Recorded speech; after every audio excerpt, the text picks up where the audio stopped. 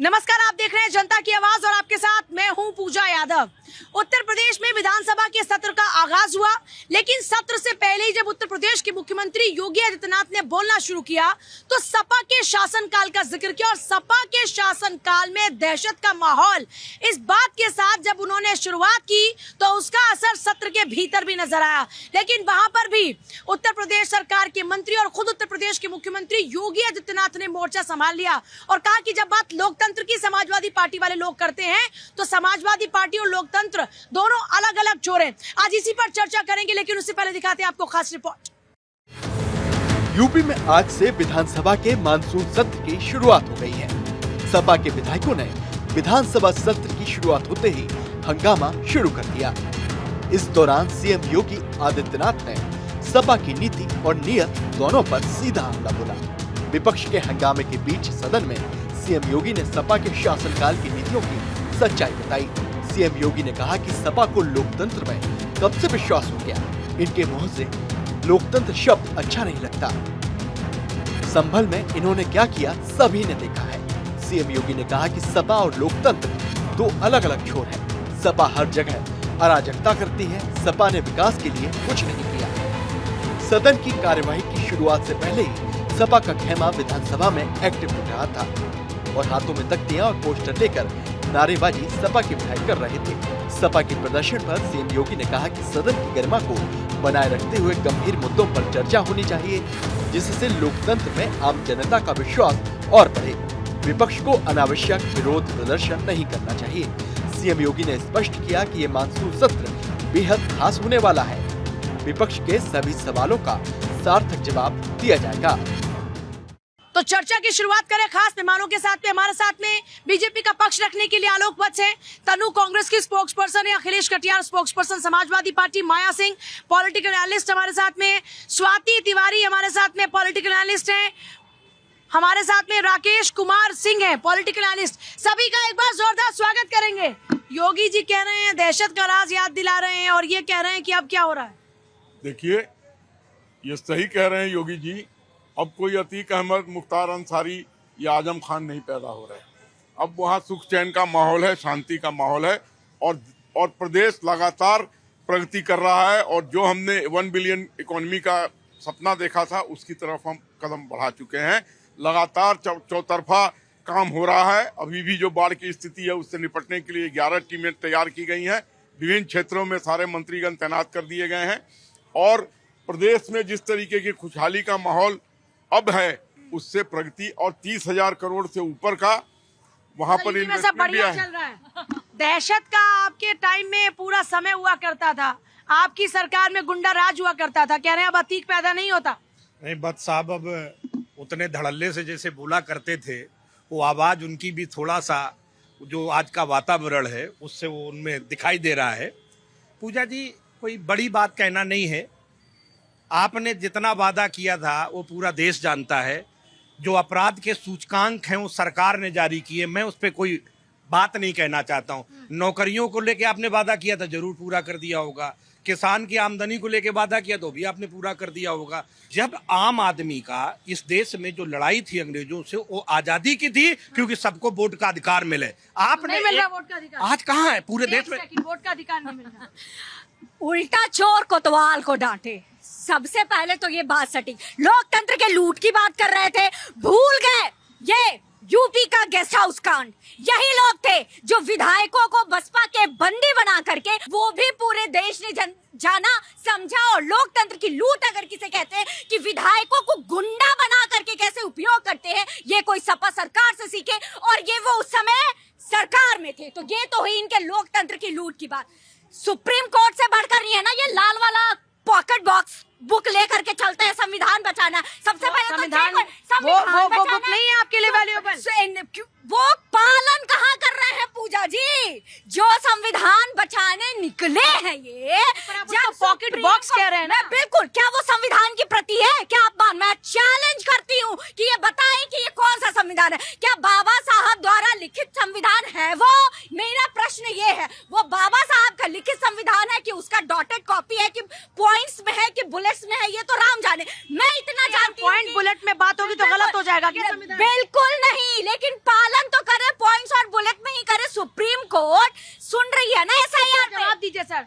नहीं पूजा जी, आप पहले मायावती वाले मामले पर मायावती। जवाब दीजिए। नहीं, आप मुख्तार का नाम ले लें, गेस्ट हाउस का कांड ले लें, और किसी की बात कर लें। आज 300 सांसद पूजा जी दिल्ली की सड़कों मुख्तार पर बात नहीं करेंगे, मायावती पर बात नहीं करेंगे, आप सिर्फ सांसदों के प्रोटेस्ट पर बात करेंगे। एक एक का वोट 4-4 राज्यों में डलवा देते हो, एक घर में 80-100 वोट बनवा देते हो, फिर विधानसभा का चुनाव करके चुनाव जीत लेते हैं। ये लोकतंत्र का हाईजैक नहीं है। आपके पास कुछ बोलने के लिए नहीं है। आप हिंदू क्या मुस्लिम सबूत है सर इसके? अरे राहुल सबूत गांधी ने क्या है? सबूत दिया, आपने देखा नहीं? क्या सबूत है? अरे एक एक नंबर के लिए कहाँ कहाँ वोट पड़े, कैसे कैसे पड़े, एक एक घर में 250-250 वोट निकले। इससे बड़ा वोट क्या देखा सबूत है? उनका, और वोट सुनिए, देखा एक उनका। मिनट, एक सेकंड देखिए, मैं सपा के अपने विद्वान प्रवक्ता से पूछना चाहता हूं कि जब इतना ही सबूत आपके पास था तो लगातार मैं एक बार आप लोगों से अपील करूं सर, आज के मुद्दे को डाइवर्ट मत कीजिए। आज का मुद्दा लॉ एंड ऑर्डर पर है, तो लॉ एंड ऑर्डर पर ही रहकर बात करते हैं प्लीज। आप भी सर उसी पर आप वापस आ जाइए अपने टॉपिक पर। तो अगर उसी पर बोलना चाहते हैं तो इनके राज्य में आज किसी माँ बहन के ऊपर अगर आंख उठाएंगे तो मिट्टी में जल्दी से रोक सर दिया इसका जाएगा। जवाब। सवाल पूछ रही हैं। मायावती के साथ हमने गठबंधन में सरकार चुनाव लड़ा, उसके बाद तो आप मानते हैं कि गलती की थी? सपा ये मानती है गलती की थी? पूजा जी, हमने बहुजन समाज पार्टी ने 2000 आप मानते हैं, कबूल करते हैं, सपा ने ये कबूला की गलती की है? ये- हमसे पाप हो गया। पूजा जी, इनके कहने से बसपा का बयान तो नहीं बन जाता है। हमने और बहन जी ने 7 चुनाव लड़ा ना। उसके बाद दीदी का क्या, उसके बाद दीदी का क्या स्टेटमेंट आया, उसके बाद क्या आया? आप मानती हैं कि सपा के राज में दहशत वाला माहौल था, गुंडा राज था?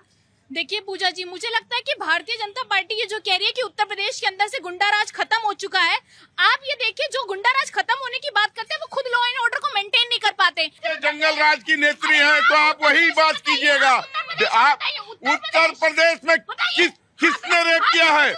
हाथरस में जो बेटी का कांड हुआ उस पर पूरी कार्रवाई हुई है। जहाँ दहशत की बात हो रही है ना, तो दहशत तो पहले था और आज भी है। पहले दहशत जनता में थी और आज अपराधियों में दहशत है। अच्छा। ठीक है, ये सबको लग रहा है कि आज अपराधियों में दहशत है। और अगर इसको देखेंगे आपकी एक परसेप्शन बनता है। हाँ। ये क्या है, अपराध क्या है, अपराध सजा अभी क्यों दी जाती अपराधियों है? में परसेप्शन बन चुका है कि यहाँ बख्शा नहीं जाएगा कोई अपराधी। बिल्कुल बिल्कुल, अभी बहुत हद तक जो है चेंज है। केवल मैं इसमें एक राइडर केवल देना चाहूंगा कि थोड़ी सी जाती हो रही है कि जैसे इनकाउंटर, बुलडोजर, ये थोड़ा एक्सेस हो गया है। लेकिन एक्सेस हुआ है अपराधियों के खिलाफ अगर कहें तो अब अपराधियों के प्रति बिल्कुल ही सख्त है ये सरकार जो है। और ये जनता में है। अभी पहले आप पहले का ले लें कि आप अगर एक नारा आपको याद होगा, एक नेताजी, दिवंगत नेताजी ने कहा था कि बच्चों से गलतियां हो जाती हैं। बेटों से कहा था। हाँ, बेटों से जो भी है। और ये बड़ा चला था। तो आप क्या करते हैं, अपराधियों को कैसे डराएंगे? आप बातों से डराएंगे, दृढ़ता से डराएंगे कि तो आप कह रहे हैं अपराधियों योगी के राज खिलाफ- में डर रहे हैं अपराधी? बिल्कुल डर रहे हैं। बाकी से तो नहीं बिल्कुल डर रहे हैं। योगी राज में दहशत है इन लोगों के। ये लोग अपराधियों में जेल खौफ में है खुद क्या? सरेंडर कर रहे हैं कि वहाँ सुरक्षित हो जाए। पूजा, ये बात सच है। मैं चूंकि उत्तर प्रदेश की निवासी हूँ और बहुत समय से सामाजिक कार्यकर्ता के तौर पर बात कर रही हूँ। मैंने पिछली 3 सरकारों को देखा और उन पर बात भी करी, लेकिन जो स्थिति इस समय महिला सुरक्षा की है वो बहुत बेहतर है। इसमें कोई शक नहीं, कोई दो राय नहीं। सपा में क्या होता था? नहीं, कोई स्थिति बेहतर नहीं थी। देखो, महिलाओं के अगर हम एनसीआरबी की रिपोर्ट उठा के देखें तो बहुत बुरा हाल था महिला सुरक्षा पर। आज जिस जगह आप एक मिनट, आज जिस जगह आप नोएडा पे, मेरे को बोलने दीजिए, आप बोल रहे थे आज नोएडा पे खड़े हैं, नोएडा पे जिस जगह खड़े हैं आप निकल नहीं सकते थे। लेकिन आज स्थिति ये है कि जैसे बुलडोजर का डर था, आज एनकाउंटर का डर है। और ये बात सच है कि लोगों में भय बना है, लॉ एंड ऑर्डर थोड़ा हुआ है। लेकिन अभी 1 घंटा पहले जहाँ मेरे मात्र घर के 2 किलोमीटर दूर पे सब्जी मंडी, साहिबाबाद सब्जी मंडी में बहुत तगड़ी गोलीबारी हुई है, गैंग वार, पता क्या है रीजन है, कई लोग मर गए। तो कुल मिला के लॉ एंड ऑर्डर की स्थिति काफी हद तक सुधरी है, लेकिन नहीं, अभी भी क्राइम पूरे जोर पर है। नो, इसमें कोई कहते हुए शक नहीं हो रहा। आप 1 घंटा पहले के उठा के देखिए, गाजियाबाद नोएडा के वसुंधरा जो मंडी है और साहिबाबाद मंडी में इतना भयंकर गोली कांड हुआ है। इसका जवाब जल्दी से। देखिए, मैं मानता हूं कि अभी और भी स्थिति सुधारने की जरूरत है, मैं इसमें मना नहीं कर रहा हूं। लेकिन इतने दिन का कोढ़, इतने दिन का काढ़ एक दिन में थोड़ी छूट जाएगा। अब सभी लोग मान रहे हैं कि लॉ एंड ऑर्डर सुधरा है, दहशत है अपराधियों के बीच में, और आगे अच्छा करेंगे। और भी अच्छा करेंगे, और भी सुरक्षित करेंगे। एक टेन्योर योगी जी को पहले मिला, उससे प्रभावित हुए लोग, खुश हुए, लोगों ने दोबारा वोट दिया। लेकिन कोशिश करी लोगों ने समझने की कि हो सकता है हम और स्थिति सुधरेगी, लेकिन इसमें पहले से बेहतर है। आप पहले से बेहतर है, किसमें कोई शक नहीं है। और बेहतर की गुंजाइश हमेशा और होती है। बेहतर करेंगे। जल्दी से। हाँ, ये अभी बात कर रही थी कि सांसदों पे और पता नहीं भाजपा के नेताओं पे, इनसे पूछिए सीतापुर के इनके सिटिंग जो एमपी हैं राकेश राठौर, उन पे रेप का केस है जो अभी इसी मार्च में 24 या 25 मार्च को बेल पे बाहर हुए हैं, शादी में का झांसा देकर के फंसा के इनके सिटिंग एमपी हैं। तो ऐसे लोग जब अपने लोगों को नहीं देखेंगे तो किस लॉ एंड ऑर्डर की और किस संविधान की बात करते हैं। और ये एनसीआरबी के डेटा की बात हो रही थी। एनसीआरबी यूपी अनडाउटली सबसे बड़ा राज्य है तो सबसे ज्यादा आपराधिक घटनाएं हैं, लेकिन एनसीआरबी का डेटा ही यही बताता है कि महिलाओं के प्रति अपराध में सबसे ज्यादा एक्शन जिस राज्य में हुआ है वो है उत्तर प्रदेश। ये बता रहा है कि लॉ एंड ऑर्डर कितना दुरुस्त है, किसी के बहकावे में नहीं आएंगे। कोई गेस्ट हाउस काउंट होगा तो पल्ला नहीं झाड़ेंगे, और कोई एमपी और एमएलए अगर रेपिस्ट होगा तो नहीं होगा। इनको मैं याद दिला दूं, अमरमणि त्रिपाठी किस रेजिम में पैदा हुए थे। उसके बाद अयोध्या में जो मौलाना थे जिन्होंने अपनी 12 साल की नौकरानी को रेप करके गर्भवती किया, सपा का था। मौलाना और साधु संत और ये सब की बात क्या नहीं, है? नहीं, क्राइम नहीं। तो क्राइम है ना। मैं उस क्रिमिनल का नाम नहीं याद आ रहा है, तो मैं बता रहा हूँ कौन सा। उसके बाद अखिलेश ने कहा था एक यादव एमएलए के बारे में कि झूठ है, इसका डीएनए टेस्ट कराइए। डीएनए टेस्ट में साबित हुआ कि यही आदमी है। क्या एक्शन लिया इन्होंने उसके ऊपर? बताइए क्या एक्शन लिया जिसके ऊपर डीएनए प्रूव हो गया कि यही था। इसमें क्या नहीं, ये जो एक अपराधी की बात आप करेंगे, एक अपराधी की हम बात करेंगे, उससे तो कोई बात समझने वाली नहीं है। अपराधी को सजा देने की जिम्मेदारी कानून की आप दिलाइए। आज जिन मुद्दों पे आपने सरकार बनाई थी, फर्क नहीं पड़ता है। सुनिए बट साहब, आपका नंबर आएगा तब तो हम नहीं बोलते, फिर क्यों बीच में बोलते हैं भाई? आप तो समझदार बुद्धिमान आदमी है। चलिए ठीक है, ऐसे आ व्यवहार जाते हैं, उम्मीद पॉइंट पर आ नहीं जाते करते हैं। ठीक है, ये देखिए पूजा, लॉ एंड ऑर्डर की बात हो रही है। लॉ एंड ऑर्डर हमने बहुत सारी सरकारें देखी उत्तर प्रदेश में पैदा हुए, बड़े बड़े हुए, जिस तरह का अभी चल रहा है। लेकिन आपके पास आ रही कुछ जनता है। आपने ये नोएडा में उत्तर प्रदेश में बदलाव देखा क्या पहले की सरकार और अब में? जबरदस्त बदलाव है। क्या बदलाव है? मतलब एवरी फील्ड में इम्प्रूवमेंट है। तो पहले बेहतर था कि अब बेहतर? अब बेहतर है। लॉ एंड ऑर्डर की सिचुएशन कैसी है? 100 टाइम बेटर है पहले से। तो कौन बेहतर है, अखिलेश के योगी? योगी जी का कोई कंपटीशन ही नहीं तो है। सपा में नहीं था अच्छा काम यहाँ पर? नहीं, अच्छा था लेकिन उससे बहुत बेटर है अभी। और लॉ एंड ऑर्डर की सिचुएशन पहले कैसी थी? अभी बहुत पहले नोएडा सेफ था कि अब नोएडा सेफ? पहले आप सेफ है। पहले सेफ था कि अब सेफ है? नोएडा अब ज्यादा सेफ है। और पहले सेफ नहीं था। पहले अतीक अहमद जैसे आतंकवादी घूमते थे खुलेआम। आतंकवादी? मैं आतंकवादी कहूंगा, जो लोगों को डराएगा वो आतंक ही फैला रहा है। हाँ। आप उनको किसी भी नाम से बुला लीजिए, बाहुबली या वगैरह, लेकिन वो आतंकवादी हैं। आतंकवादी का मतलब है जो लोगों में आतंक फैलाएगा किसी भी वजह से। नोएडा के किसी आईएएस के घर में घुस के उसको मारकर आया था, लोगों की जमीन छीन लेता है, आतंकवादी है। तो अभी बेहतर है? हाँ, अब बेहतर है। अब है सरकार के ऊपर इकबाल? हाँ, लगता है कि लॉ एंड ऑर्डर लगता की है कि- सिचुएशन हाँ। बेटर है पहले से? कैसी है लॉ एंड ऑर्डर? मैडम, मैं कहने को ये चाहता हूँ कि पहले से अच्छा है सब कुछ सरकार में, लेकिन मजदूर के लिए एक बात कहना चाहूंगा। क्या कहना चाहेंगे? कि आदमी को 12,000 रुपये 11,000 रुपये तनख्वाह दी जाती है जो बाहर से आके काम करता है। इस सरकार में ये है कि मिनिमम आदमी को 500 रुपये रोज की पड़की झाड़ी मिलनी चाहिए काम करने के लिए। अच्छा। लेकिन इस सरकार में ऐसा कुछ भी नहीं है अभी। तो पहले की सरकारों में था? पहले की सरकार में समाजवादी में था या नहीं था, लेकिन अब जो सरकार है उसे ये काम करना चाहिए। ये ठीक है भाई, ये कह रहे हैं कि जो लोग यहाँ पर आकर काम करते हैं 500 रुपए मिनिमम झाड़ी होनी चाहिए। मिनिमम दिहाड़ी 500 क्या, मिनिमम दिहाड़ी तो 10,750 है ही। ये दिन का बोल रहे हैं, ये दिन का बोल रहे हैं 500 रुपए मिनिमम होना चाहिए, मतलब 15,000 रुपए हो गए उस हिसाब से। ये बहुत समय से देखिए, सरकार से मांग करी दिन जा का रही है। दिहाड़ी अगर ये 500 बोल रहे हैं तो उसको लागू करेंगे हम। अगर इस तरीके से जनता की आवाज आएगी तो उसको जरूर लागू किया जाएगा। देखिए, ये सिर्फ ना, देखिए जब से कोरोना काल हुआ है लोगों का महंगाई बहुत ऊंचाई पे पहुंच गई है, पूरे देश की, ना कि उत्तर प्रदेश की, और लोगों का सोर्स ऑफ इनकम कम हो गया है। और ये बहुत समय से मुद्दा उठ रहा है, लेकिन ये चुनावी जुमले बन के रह जाता है। जैसे 2 टेन्योर जीता, बहुत सारे वादे अभी भी बहुत सारे योगी गवर्नमेंट ने किए थे, काफी हद तक पूरे, लेकिन अभी भी बच रहे कहते हमने एक बार जरूर पूरा किया, वो है बेटियों की सुरक्षा का। बिल्कुल मानती हूँ। एक भाई ने बहुत अच्छा सवाल उठाया। ये बेसिक मुद्दा है। 500 रुपए मजदूरी अकेले का नहीं। इन भाई को पता होगा कि यहाँ पे योगी सरकार ने कोरोना के बाद जो 8 घंटे ड्यूटी कंपलसरी था उससे उन्होंने 12 घंटे कर दिया है। हायर एंड फायर रखो और निकाल दो, उसको क्लियर कर दिया। देखिए, इन्होंने कहा दिहाड़ी की बात, तो मुझे याद आ गई कि कल परसों मैंने एक लेबर को बुलवाया था मिस्त्री के साथ। मिस्त्री ने 700 रुपये लिए और लेबर ने 500 रुपये लिए, तो 500 रुपये तो ऑलरेडी लागू है। मैंने दिया है कल थोड़ी सी रिपेयर कराने के लिए। अरे कंपनी में दिहाड़ी पर जो रखते हैं ना, वो पीस रेट पर रखते हैं, वो दिहाड़ी पर नहीं रखते हैं। बिल्कुल नहीं। जो दिहाड़ी पे आते हैं वो हजार रुपए लेते हैं, जो दिहाड़ी पे आते हैं वो 800 रुपए लेते हैं। आपके मुद्दे पर वापस लौट जाते हैं फिर से। अभी कहाँ और गुंजाइश लगता है कि यहाँ बदलाव की गुंजाइश है? क्या कर दिया काम पूरा? नहीं, काम पूरा कैसे होगा? काम बेहतर है। हम ये कह रहे हैं कि समाजवादी पार्टी का जो रिजीम था उससे आज का जो भी है लॉ एंड ऑर्डर वो बेहतर है, लेकिन काफी गुंजाइश है अभी भी काम करना। अभी आए दिन क्राइम होते रहते हैं, ऐसा नहीं कि सपा की, आप ये कह रहे हैं कि सपा की सरकार में ज्यादा क्राइम था। क्यों था सपा की सरकार में ज्यादा? क्योंकि सपा की सरकार में ज्यादा क्राइम इसलिए था कि अगर आपको याद हो तो वहाँ अखिलेश यादव के साथ केवल वही मुख्यमंत्री नहीं थे, आप याद कीजिए, नेताजी खुद थे, ठीक है, और ये आजम खान जी खुद थे, अमर सिंह खुद थे, चाचा शिवपाल खुद थे। तो ये ढेर सारे मुख्यमंत्री थे और वो मुझे नहीं लग रहा है कि वो ठीक से चला पा रहे थे। और आज एक इच्छा शक्ति है, एक दृढ़ शक्ति है, वो कम से कम कहते हैं कि हर तरह से कि नहीं हम क्राइम करेंगे। अब उस समय आप सुनते भी नहीं होंगे कि वो इच्छा शक्ति नहीं थी। ये बात सच है कि योगी जी ने जनता का भरोसा जीता है, अपने कामों से जीता है, महिला सुरक्षा से जीता है। व्यापारी आज के टाइम में अपने आप को सुरक्षित करते हैं, महसूस करते हैं, क्योंकि पहले जो रंगदारी हुआ करती थी वो हद तक कम है उत्तर प्रदेश में। तो व्यापारी वर्ग इसलिए भी बहुत खुश है। आप ये सोचिए, रोड पे जो हम लोग, आप नोएडा की बात करें, उत्तर प्रदेश में काफी, दिल्ली, एनसीआर, गाजियाबाद में बहुत स्थिति, पुलिस को सख्त आदेश है। अगर आप पुलिस स्टेशन में जाइए, पुलिस खड़े होकर पूरे आपकी कंप्लेंट सुनती है, रजिस्टर करती है। पहले पुलिस भी नहीं सुनती थी। क्या इसका सर जवाब? नहीं, बहुत अच्छा जवाब की नहीं है।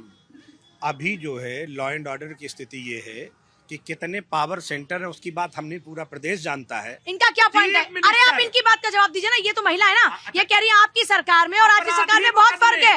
अरे आप इनकी सवाल का जवाब तो दीजिए। एक महिला आपसे सवाल पूछ रही है कि आपकी सरकार में ज्यादा दहशत मेरा सरकार में तो पुलिस इतना ज्यादा, सवाल का जवाब आप सवाल से नहीं दे सकते। एक मिनट हो जाए। इसका जवाब तो जो महिलाओं के साथ जो अपराध है उत्तर प्रदेश में सपा सरकार में कितने थे, भाजपा सरकार में कितने, उसमें छुपा है हमारा जवाब। हमारे टाइम में अपराध कम थे। यहाँ सरकार सही काम करके सही डेटा दे रही है।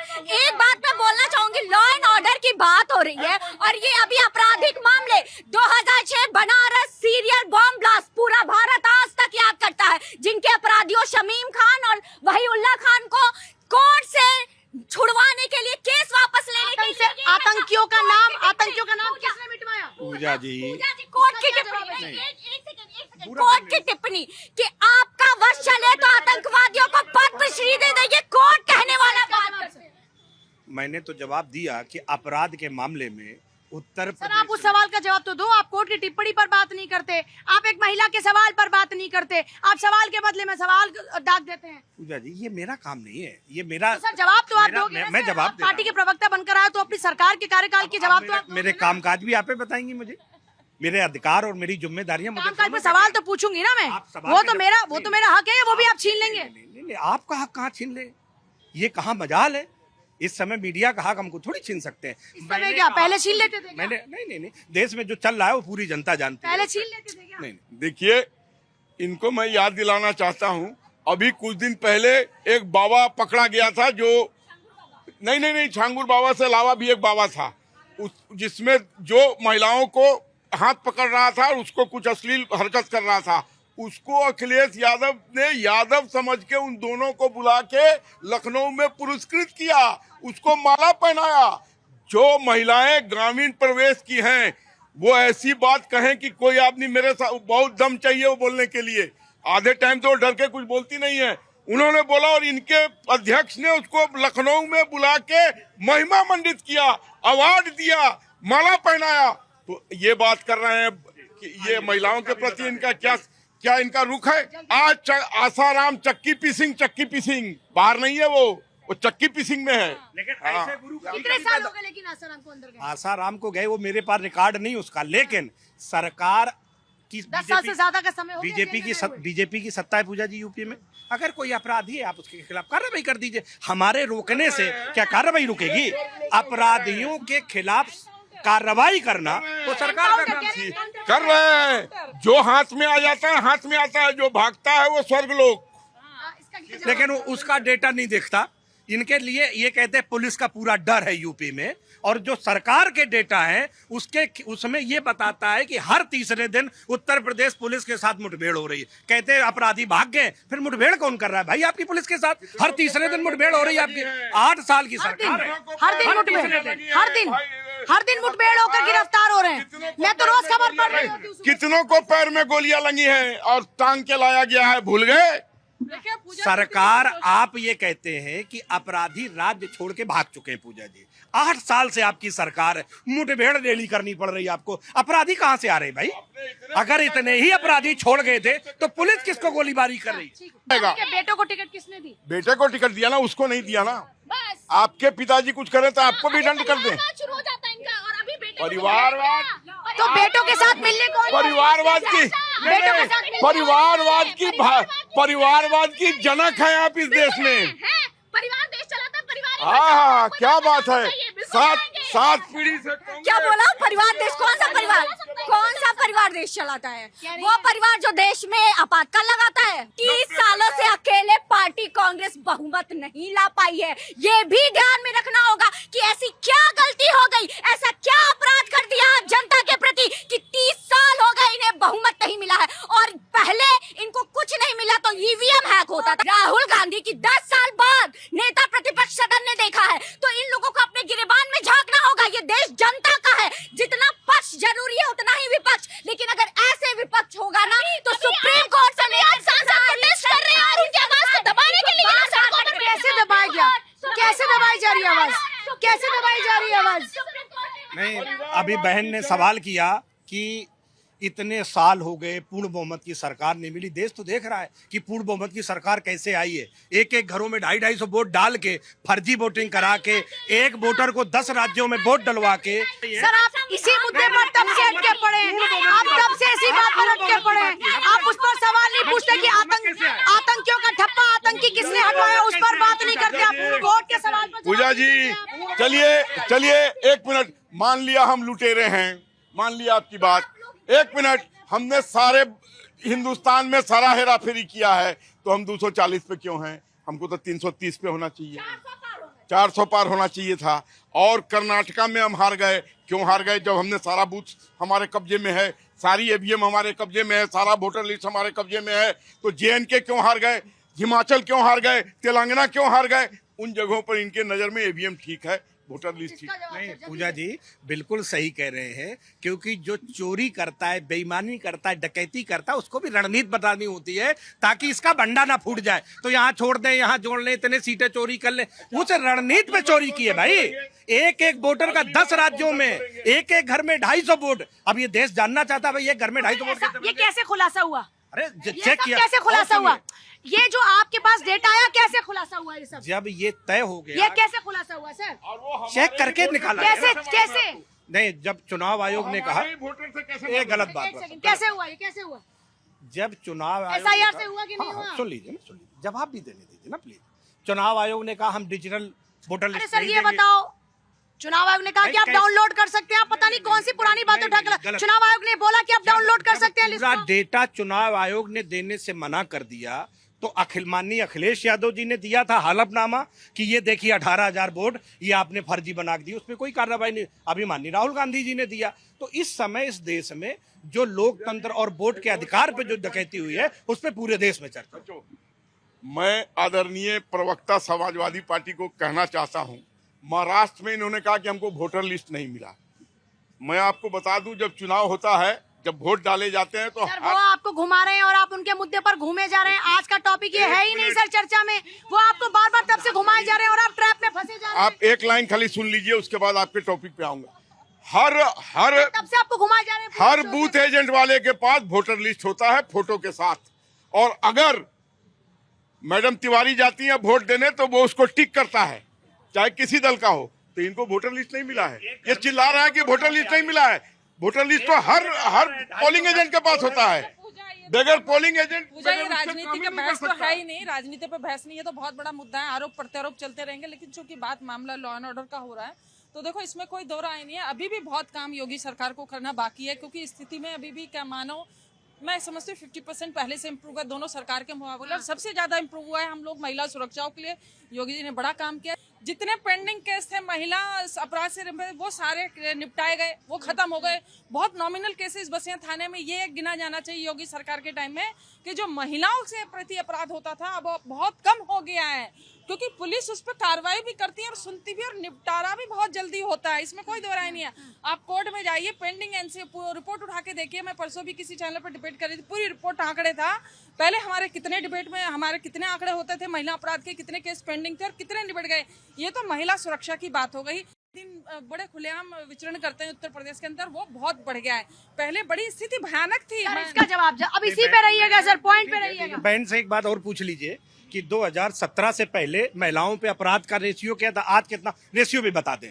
इस पे नहीं जवाब, आप बताइए ना, इस पे जवाब दो ना। फिर आप कहानी बता दोगे उससे तो नहीं बनेगी बात। तो ये कह रही है कि पहले के मुकाबले आज ज्यादा सुरक्षित है महिलाएं, आज रात को बाहर निकल सकती हैं। लोग यहाँ पर कह रहे हैं सर, ये लोगों पे भरोसा नहीं है आपको, लोगों पे भरोसा नहीं है। जो सरकार आपके महिलाएं कितने FIR दर्ज हो रही है महिलाओं के ऊपर, उससे आप तय करेंगे या एक आदमी के कहने से तय करेंगे?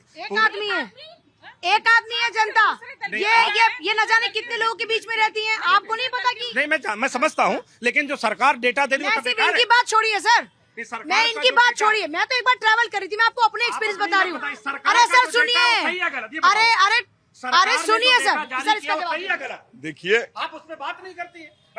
आप भी तो सर बात नहीं कर रहे, आप कोर्ट की बात पर बात नहीं कर रहे। देखिए तथ्य, ये डिबेट तथ्यों पे होता है, गलठोठी पे नहीं। एक महिला अपनी आप बीती सुना रही हैं, उस पर इनको विश्वास नहीं है। ये हमारी पार्टी की तो नहीं है। सर एनसीआरबी का डेटा कह रहे हैं, वो तो कुछ और। एनसीआरबी का डेटा, कैसे एनसीआरबी के डाटे में इतने अभी भी सबसे बड़ा प्रदेश है तो यहाँ हर चीज सबसे ज्यादा होगा। जवाब मैं देती हूँ, पहले केस रजिस्टर्ड ही नहीं होते थे, आज के टाइम में रजिस्टर्ड होते तो गिने भी जाते हैं कि अभी हमारा आंकड़ा क्या है। पहले तो ये महिलाओं की सुनवाई नहीं थी थाने में, थाने से भगा दी जाती थी, लोगों ने बहुत सुसाइड भी कर लेती थी, थाने से भगा दी जाती थी। क्या जवाब है पूजा जी? इसके अलावा और इनके पास कहने के लिए क्या बचता है भाई? जब हमने नहीं आपने जो ये नहीं ठीक है, जब हमने कहा, आपने कहा कुछ नहीं, तो हमने कहा जरा जो सरकार ने डेटा दिए ऑनलाइन चेक कर लीजिए। जो उत्तर प्रदेश में जो 17 से पहले थे उससे डबल है। देखिए मैं एक सामाजिक कार्यकर्ता हूँ, मेरा कितनी महिलाओं को लेकर पहुंची होंगी अब तक थाने में? मैं अभी हाल ही में बता रही हूँ, मैं लड़कियों को लेकर गई, थानेदार ने जिस कदर वो बच्चों नहीं हो बोला, नहीं इसको बिठाओ, माइनर है, पॉक्सो उसने ऐड कराया, इसमें ये भी ऐड करो, ये करो, उठा के लड़कियों को जेल भेजा। और जिस तरह का व्यवहार रहा मेरे 2 केसेस में, वो एक्सेप्शनल था। थाना इंदिरापुरम की बात कर रही हूँ, एक्सेप्शनल व्यवहार था थाने से। उससे पहले मुझे कभी वो अनुभव नहीं हुआ। क्या जवाब है सर?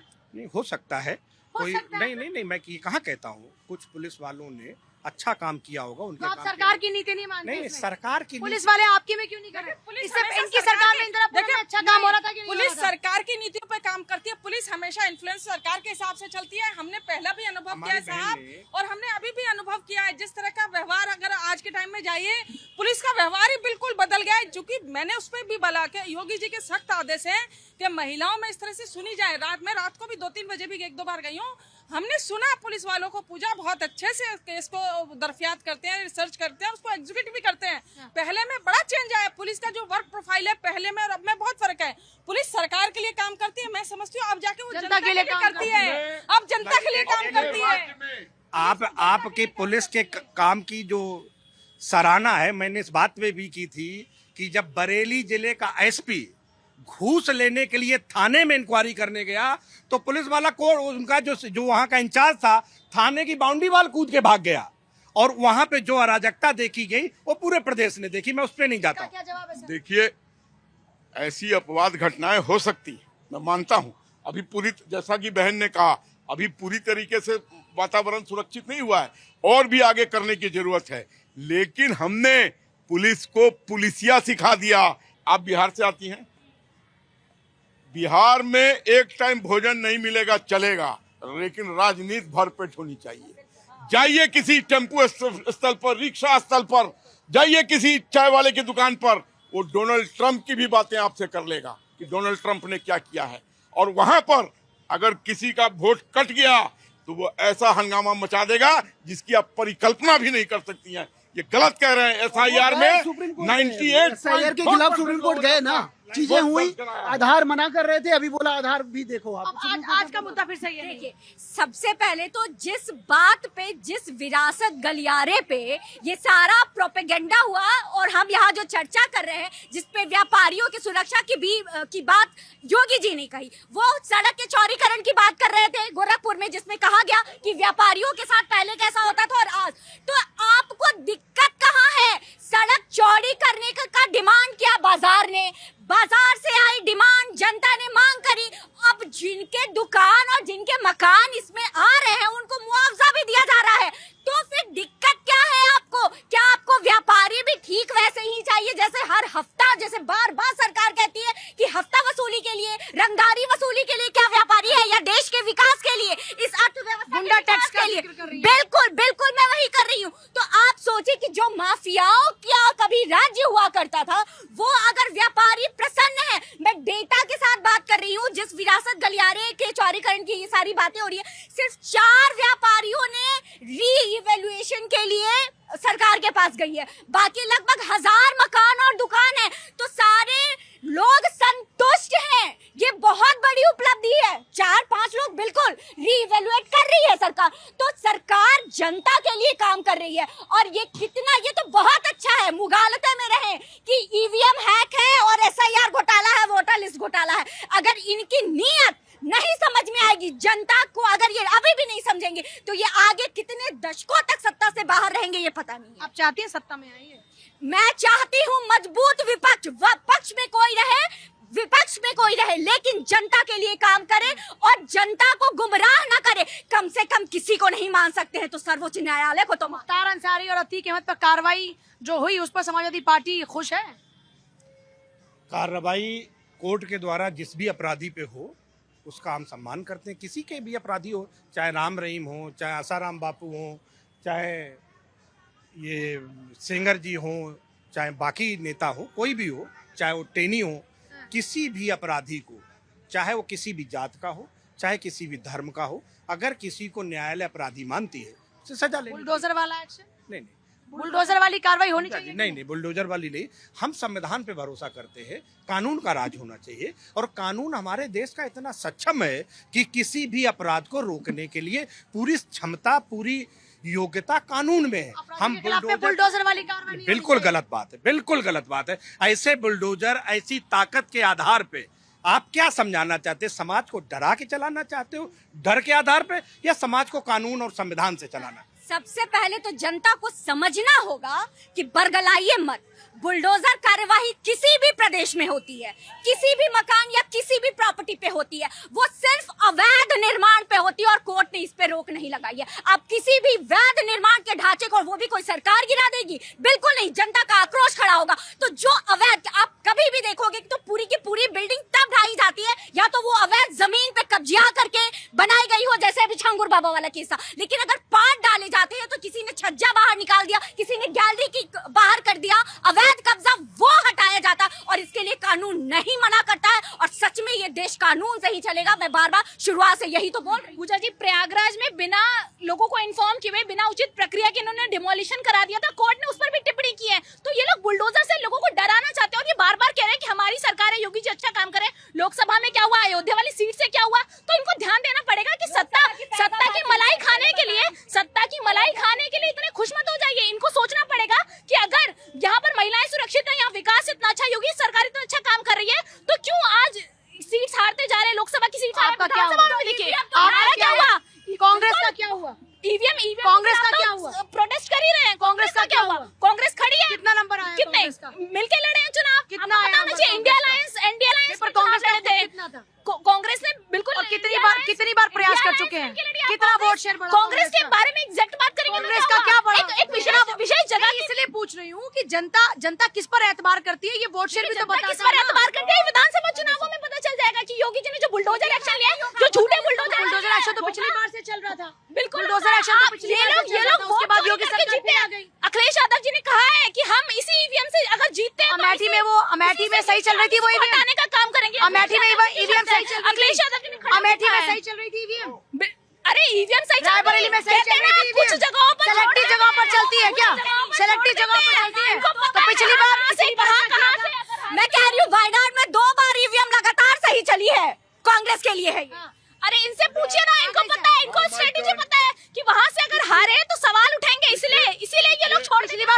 फिर देखिए हारे तो थे देखिए पिछली बार, फिर क्या देखिए हुआ?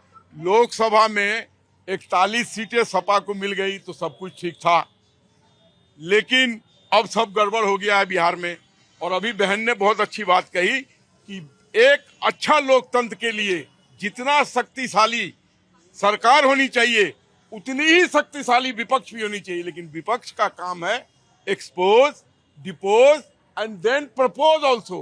तो ना ये एक्सपोज अब करते सर, उनका हैं काम तो आप तय नहीं करेंगे ना सर। अब बिल्कुल ये तो अपने हिसाब से काम कर रहे हैं नहीं, ना। तो गलत कर रहे हैं ना। पार्लियामेंट 1 करोड़ 40 लाख प्रति मिनट का ये कितने महीनों से जाया कर रहे हैं, आते हैं और वॉकआउट कर जाते हैं, सड़कों पे जाते हैं। अब बताइए आपको तो जो कराना होता है वो करा ही लेते हैं ना। क्या करें, बिल पास नहीं कराए, आप तो करा ही लेते हो। बिल पास नहीं कराए। आप अंदर काम कर रहे हो या बाहर काम कर रहे हो तो अपने बात हिसाब से? इनको लोगों ने सड़क पर बोला है पार्लियामेंट लगाने के लिए। आज जो 300 आदमी कर रहे हैं उनको बोलिए अंदर जाएं, डिस्कशन करें, डिबेट करें। रोड पर क्यों घूम रहे हैं? लोहिया जी एक बात कहते थे पूजा जी, अगर सड़कें सूनी होंगी तो संसद अवारा हो जाएगी, और ये सवारा संसद को हम चलने नहीं देंगे। बस साहब रोड पे निकालेंगे। आप संसद नहीं चलने नहीं देंगे, नहीं खुद ये नहीं, बात अवारा संसद नहीं आप चलने संसद नहीं लोहिया चलने जी को- देंगे। लोहिया जी के बारे में मुझे भी कुछ कहना है। मैं भी जब दिल्ली यूनिवर्सिटी का छात्र था तो मैं लोहियावादी था कुछ दिनों तक।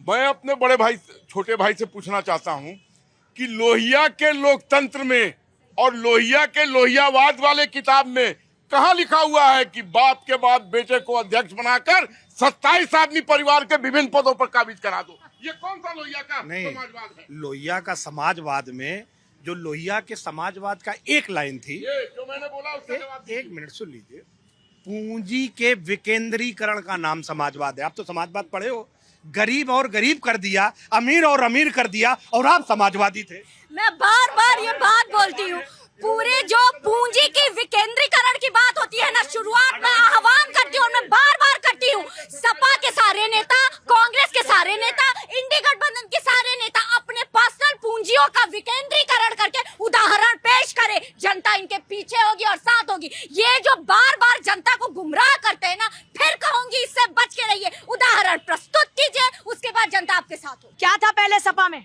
बिल्कुल, देखिए गुंडा टैक्स वसूला जाता था। आज सारे देश के व्यापारी जो हैं वो एक तरफ हो गए, गोरखपुर पे व्यापारी खुद ही कह रहे हैं। और देखिए जो अतीक अहमद और बड़े बड़े गुंडों को जिन्होंने पनाह दी, हाँ, और ऐसे ऐसे गुंडों को पाला इस सरकार ने। उसके बाद जो दहशत का माहौल था, अब अगर चाह रहे हैं कि संभल में ऐसा माहौल बना रहे हैं और संभल का विकास करना चाह रहे हैं अगर हमारे माननीय मुख्यमंत्री योगी आदित्यनाथ जी, तो उसमें भी विघ्न पैदा कर रहे हैं। वो यही कह रहे हैं कि अगर आप संभल के विकास में कुछ कर नहीं सकते, संभल के विकास के लिए कोई अच्छा काम नहीं कर सकते, तो एटलीस्ट विवाद तो मत क्रिएट करें। और आप जानते हैं कि संभल में क्या क्या हुआ, मालेगांव अटैक के पीछे कौन था सब जानते हैं, और उसका बाद में रिजल्ट क्या हुआ इतने सालों बाद। भैया दो जाने जो हैं वहाँ पे 17 साल के लिए जेल में रही, ये आसान बात थी? और क्या क्या इनकी सरकार के दौरान हुआ जो अपने स्वयं के बाप के नहीं है। तो योगी जी बेहतर है, कौन नहीं है बिल्कुल। अपने बाप का?